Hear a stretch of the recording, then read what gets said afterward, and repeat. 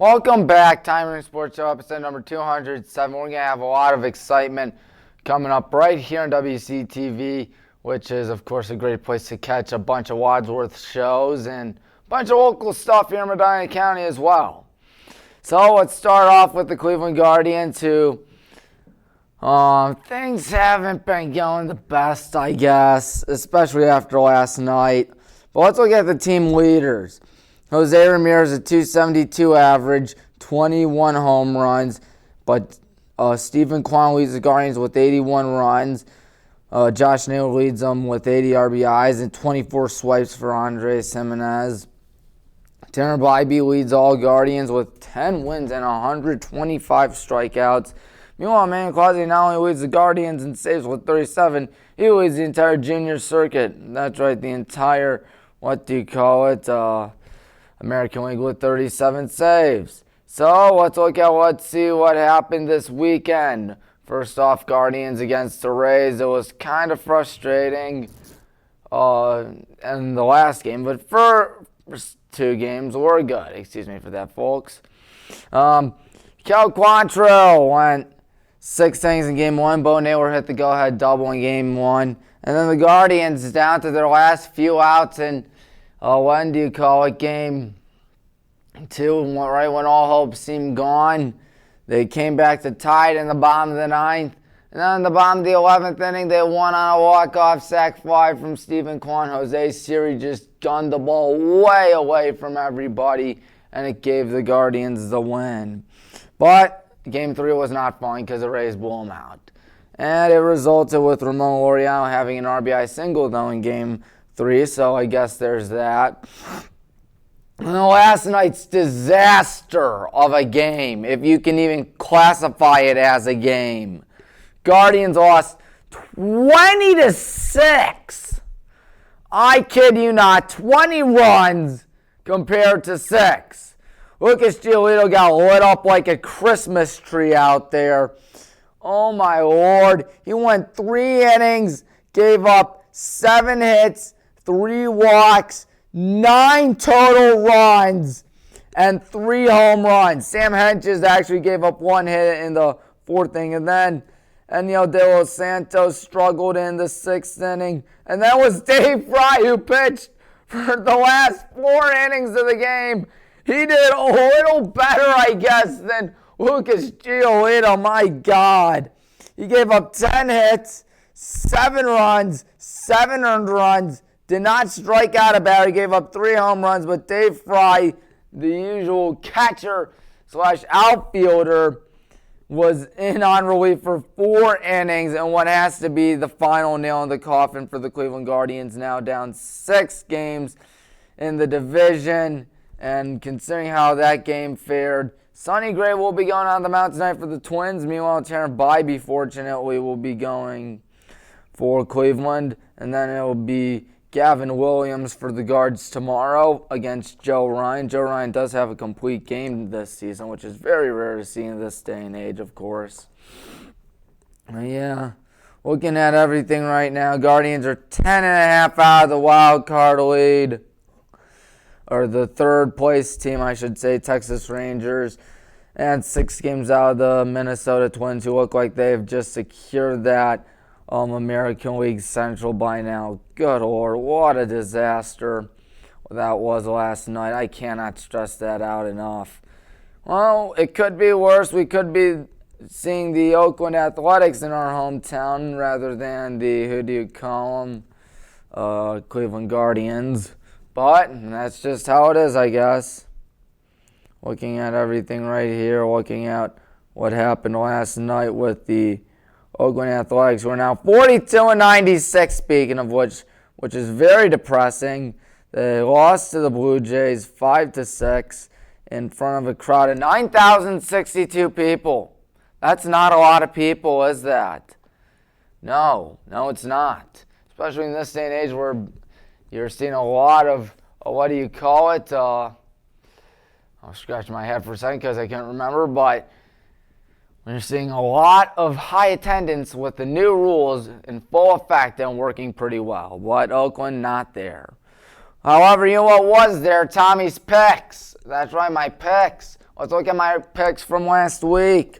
Olmsted Falls beat the defending state champion Canfield Cardinals in Division 3, 42-14.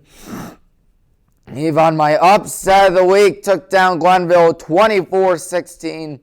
The good guys beat the Devils 35-14. And now Coach Gibbons sits on top of the throne for the most wins in the history of Highland High School football, 62, eclipsing his good pal, mentor, and brother-in-law, Tom Lombardo, who is now, of course, at St. Ed's and winning there.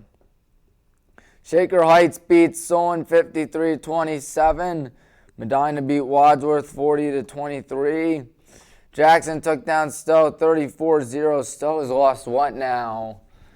I think 14, 13 games in a row. Yeah, things aren't looking good for the Bulldogs. And how about this? Cleveland Heights pulled off a big win over the Hudson Explorers 34-31. And Lake beat Brecksville by a final score of 17-14 in double overtime, ending Brecksville's undefeated season. And then after that, you have North Ridgeville beating North Royalton last second field goal at Serpentine Chevrolet Stadium 2017. Then you had Nordonia take down Mayfield 35-14. Walsh beat St. Francis de Sales 48-14. Lake Catholic 2-1 on the season now. They beat Bookville 27-13. Massillon Washington just destroyed Mansfield 51-10. Austintown Fitch beat Glen Oak 31-3, not 51-3. I almost said that for some odd reason. How about Amherst? They are 2-1 on the season. They're not doing that shabby. They are, of course, 2-1 in non-conference play, and they won 41-13. Chardon bounces back after a rough week last week with a 2010 win. And then Brea Mid-Park beat Strongsville 41-7 at the good old George Finney Stadium. Riverside beat Mentor 34-31. Mentor now 1-2 on the campaign. Perry beat Euclid 42-6. And Green is still undefeated, taking down Talmadge 41-14. Now it's time to look at D3 football. In a game that featured a lot of questionable calls, Mount St. Joe's took down the good guys, the Brown and Gold Brigade, 46-33, preventing an upset for us.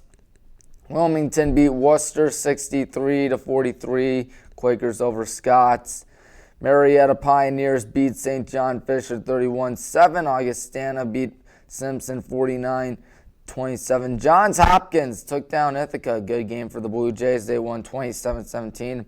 The Raiders did Raider things, unfortunately. They just dismantled Defiance by a score of 45-6. They do not play next week, so there's that. Heidelberg beat Hiram by a score of 68-14. Cortland beat Delaware Valley 42-13. St. John's beat Trinity 34-31 at home. Alma beat Ohio Northern 52-7. Wisconsin Whitewater on a last-minute touchdown takes down the Blue Streaks at University Heights 27-23. Ohio Wesleyan beat Otterbein 35-21. Kalamazoo took down Oberlin 42-10. Washington and Jefferson 51, St. Vincent 0. And the Big Red took down the Comets by a final score of 45-35. Bluffton beat Kenyon 51-35. DePaul beat Rose Holman 33-21. And Case, the Spartans, take down Thiel 14-0. So if you look at my recap from last week, high school football 16-4 with 18 points, putting me on a 45-15 record with 50 total points. And D3 football, I went 12-6 with 13 points to start off the campaign. So not a shabby start. Hopefully this week is better. And yes, sir, this week's featuring the NFL now. That's right, the NFL is going to be back in full swing. So let's roll up those picks. There they are.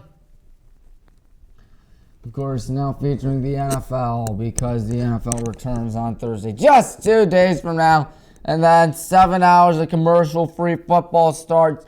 And let's think, Wednesday, Thursday, Friday, Saturday, 5 days from now. My God, I can't wait to watch Red Zone after the Browns crush my hopes. which I had none to begin with.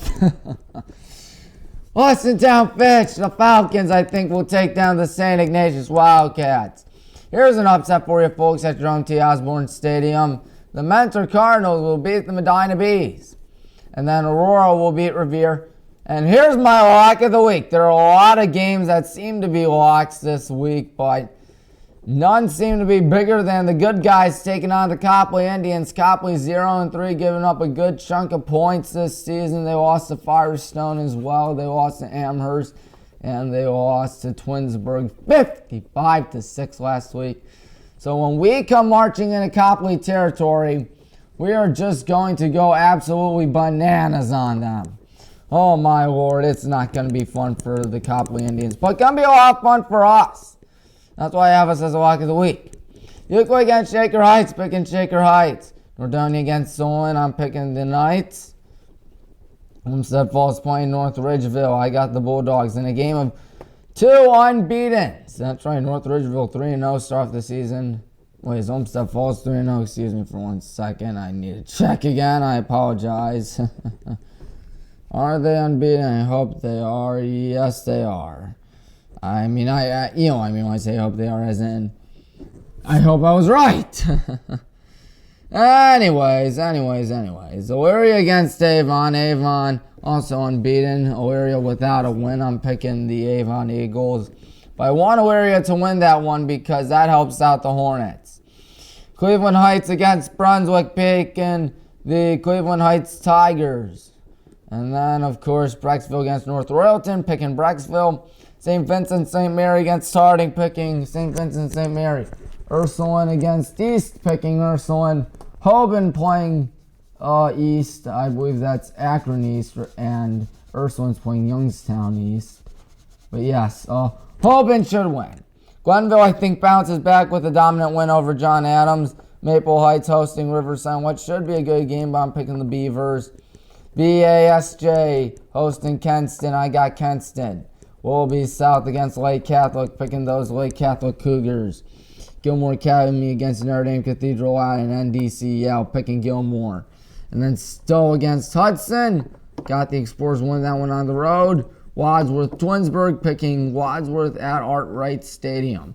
So now it's time for D3 football, because D3 football is what makes the world go round. Trinity against Mary Hardin Baylor. My goodness. That's going to be a good game against two schools that really need a win because they're both 0-1. And I think that Trinity will come up with the win. Wisconsin Whitewater against St. John's, picking Wisconsin Whitewater. Bethel against Wartburg, picking the Wartburg Knights. Wisconsin will cross against Hardin Simmons, picking Hardin Simmons. And then Wheaton against Oshkosh, I'm picking Wheaton. My lock of the week is Carnegie Mellon against St. Vincent. St. Vincent, of course, got drilled last week to Washington Jefferson 51-0. So I think that Carnegie Mellon shouldn't have any issues. Here's an upset. Ohio Wesleyan's going to beat Wisconsin River Falls. That's right, folks. And then BW against Wilmington at our house. Trying to bounce back. Wilmington 1-0 on the season. They beat Worcester. We beat Worcester in a scrimmage as well, or albeit it was a scrimmage. So I'm picking the good guys to win that. MSJ against Hiram, picking Mount St. Joe's. Otterbein against Muskie, I'm picking Otterbein. Got the Polar Bears being the Comets. Pacific Lutheran should beat Concordia. Moorhead. St. Olaf will beat Luther. Bluffton against Albion, picking Bluffton. Trine against Rose-Hulman, picking Trine, but that should be a good game nonetheless. And finally, Carroll against Wisconsin Lutheran, picking Wisconsin Lutheran. Now time for the moment you've all been waiting for, the NFL. Yes, sir. Let's look at the NFL picks. Chiefs against the Lions, picking the Kansas City Chiefs. Falcons against the Panthers. Oh, by the way, I must say the Lions are overrated, by the way, because they're the Detroit Lions. They always find a way to louse things up. Falcons, I think, will win. Ravens against the Texans and Lamar Jackson. If he stays healthy this season, the Ravens should be a feared team. I'm picking the Ravens. Browns against the Bengals. I want the Browns to win. You know that. You know I love my Browns. but they're not going to win because Joe Burrow is simply much better, and he's got a lot of weapons. I'm picking the Bengals. Colts against the Jaguars. Jaguars are going to pick up right where they left off last season. All red hot at the end of the season. Trevor Lawrence, Travis Etienne, 2 Clemson products. Of course, Clemson, the overrated Clemson Tigers, got upset last night to Duke. But yeah, speaking of which, Jaguars should win. Vikings against the Buccaneers, picking the Minnesota Vikings. Saints against the Titans. Anthony Kendall is going to have an interception that day. That's right. The BW grad made it to the Tennessee Titans in what should be a good game. I'm picking the Titans. Anthony Kendall, watch out for number 40 on the Titans because he is going to make noise. Steelers against the 49ers, picking the 49ers. The Washington Commies against the Arizona Cardinals. Dear God, someone has to win that game. Picking Washington. Here's an upset. I think the Packers are a better team than the Bears, but I think the Bears are going to pull off a win over the Packers. Broncos against the Raiders, picking the Broncos. Then you got a Free Willy winner, in my opinion. They're taking on the Los Angeles Chargers in what should be a good game between 2 teams that made the playoffs last year. And then my lock of the week, Patriots against the Eagles. My lock of the week, Philadelphia. It will not be New England. And then Seahawks against the Rams, picking the Seahawks. Then Sunday night, Cowboys are on the road against the Giants. Dear God, one of those teams has to win, unfortunately, but I think the Cowboys will win. Last but not least, the Monday night game, Bills-Jets. I got the Buffalo Bills coming out on top on the road, which will also be at MetLife Stadium. Both games will be at MetLife Stadium within 24 hours, so the grounds crew is going to have to do their best, but they usually do a good job, I think. So, yeah, that's what Tommy's Picks is featuring. We'd like to remind you here on WCTV, not only to subscribe to WCTV on YouTube now, but also subscribe to WHBW as well, because that's your one-stop for all things Highland and Baldwin Wallace. And of course, Highland Hornets, we're on a mission from God to win Division II. If I can pull up the meme that I have of the Brown and Gold Brigade following last Friday night. This Auto Mart has got everything. Yes, it does have everything. Of course, that's what happened when the Blues Brothers went into a mall to run away from the police and they destroyed the mall with their car. Oh, a great movie. But you know that the Hornets are on a mission from God to win D2. You know that by now, and hopefully you'll tune in Friday night when we take on the Copley Indians, and then Saturday you'll tune in as well when we take on the Wilmington Fighting Quakers in D3 football. That's right, off fun coming up on WHBW, off fun coming up on WCTV, so I would suggest you subscribe to both, continue watching WCTV, and I'll chat with you next week. Goodbye, everybody.